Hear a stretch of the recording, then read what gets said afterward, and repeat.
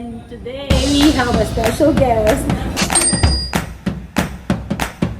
So what is our topic for today? Ayo. Our topic for today is about how do you find fun in doing real estate? How do you incorporate? Fun. Yeah. So Yeah. okay, so who's gonna start? Of course, our guest. Of course Their mother. naman. Kamukha ngayon, di ba? Na-eject kami sa van. Kaya pupunta kami ngayon sa Victory Liner. Pero this time, it will be a sleeper bus. So, titingnan namin kung how to experience parang humiga habang nag-travel. Ito yung mga naiwan ng bus. Naiwan kami ng van, so magbabas na kami. First time. Hey, welcome Baguio! Hi! Kayo, kasi hindi tayo makakasakay sa van. Hello, babay na kami. Yung mga gamit lang ay nakaban. Nakaban ang baleta. Yes, saan? Taxi. May tawag sa atin. Taxi girl. We're victorious. Sasabihin ng mga tao, sasabihin natin din. Naka-shed pa.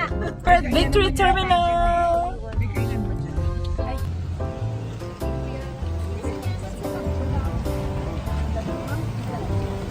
Liner. We're here at Victory Liner.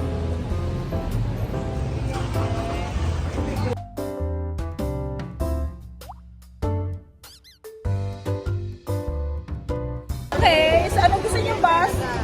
Hi! May higaan daw. Pwede naman, sleeper. Slipper. Gusto ko yung nakahiga ako. Ay, so siya.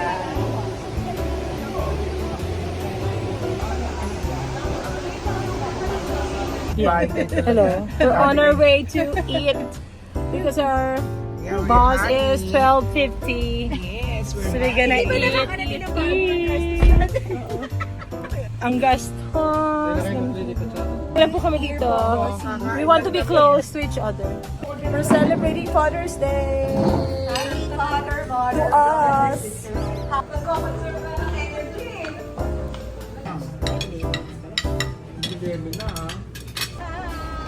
My free item.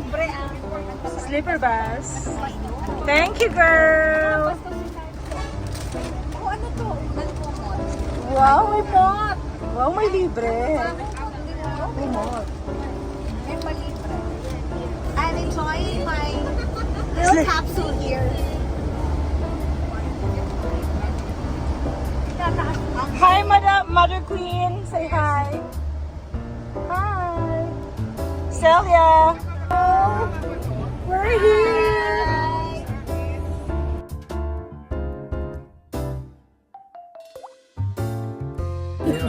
Bihira yun. Bihira yun. Bihira yung na-eject ka, tapos pupunta ka sa isang nakahiga, and then you're cruising along to Baguio. Parang masarap, di ba? No? First experience. So, you should try having fun while working. Yeah, at i-book ko doon, di ba? Nakabook na tayo ng ticket, but lumayo pa talaga tayo dun sa bus station para kumain lang. Dito sa at Chinese restaurant Rojas Boulevard. So sometimes we do that, di ba? We explore the place. Di ba? Kasi while exploring the place, dun din natin nakikilala yung beauty ng bawat lugar eh. Which is very important sa atin sa real estate, di ba?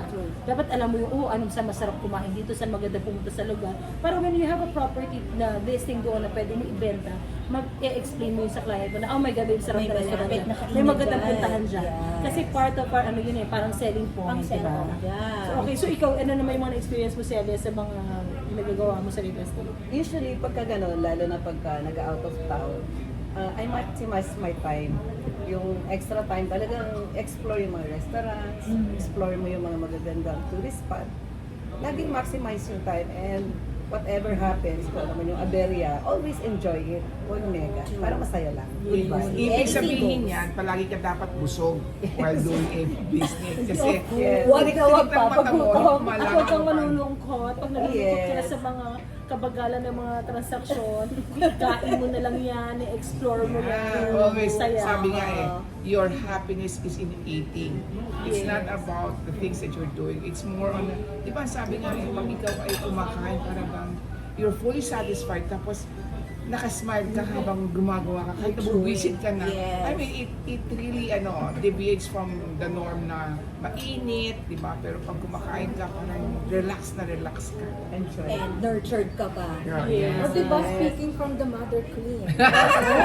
Ikaw naman, Siya Madam na G. magpapadagdag ng subscriber namin. Nangako sila mag-2,000 kami after ito. Kaya napilit kami na isama Sila sila. ang dalawa. Wow, talaga. Dahil marami Personal silang highlight, followers. ah. Joke lang. Hindi, dahil- It's a privilege. Alam mo kung bakit? Wala siyang option eh. Wala silang option dahil kasama rin kami sa na-eject.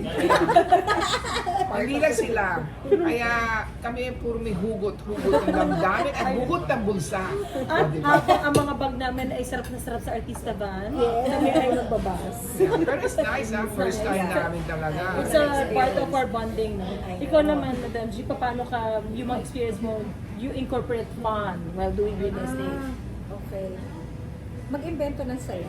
I always say that, mag-invento tayo ng saya. Halimbawa, naboboard ka na, check mo yung email mo kung kailan mo magbura. Diba? Halimbawa, malilate yung client. Hindi na ako maiinis. Dati naiinis ako. Maximize your time.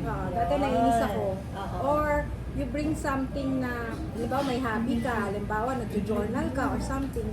I mean, be ready ka mag-expect na minsan may late. Yeah. May late na client. So, yun yung ginagawa ko. Dati, mabilis ako mainis. Or, tsaka parati kami dalang snack sa sakyan mo. Correct.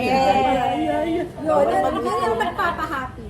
Hindi, and one thing is good eh. You have to have a less expectation of people para hindi ka mag-trouble, hindi ka Yes. maiinis.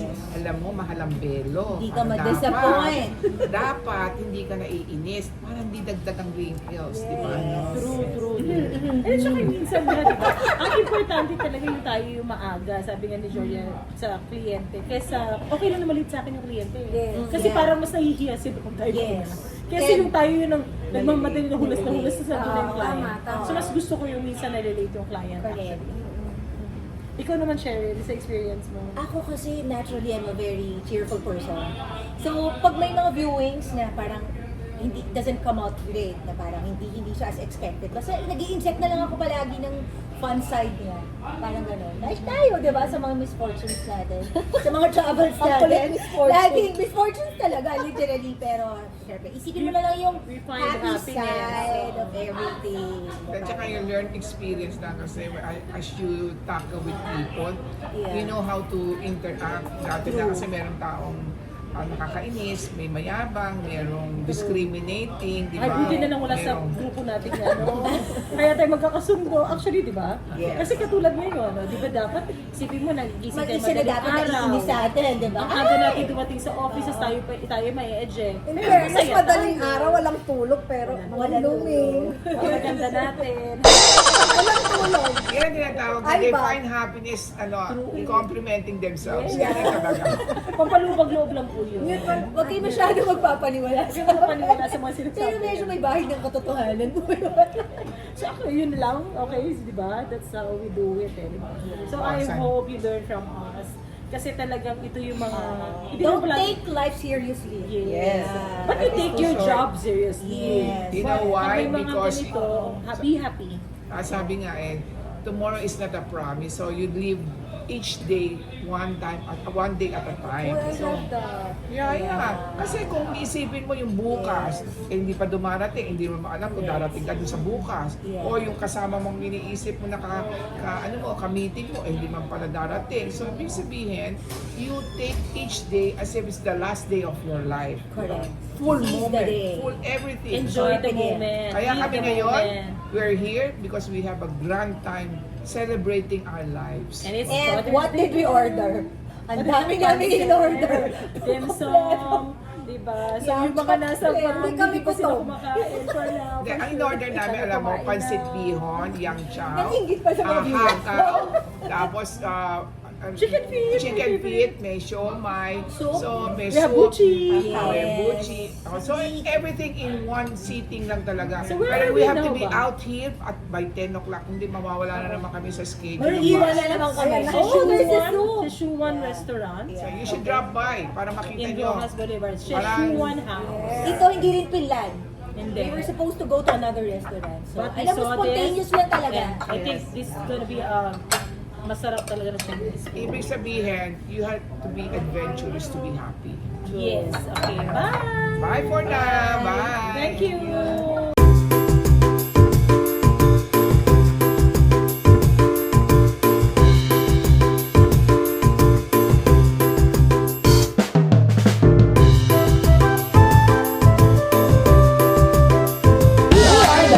Wonder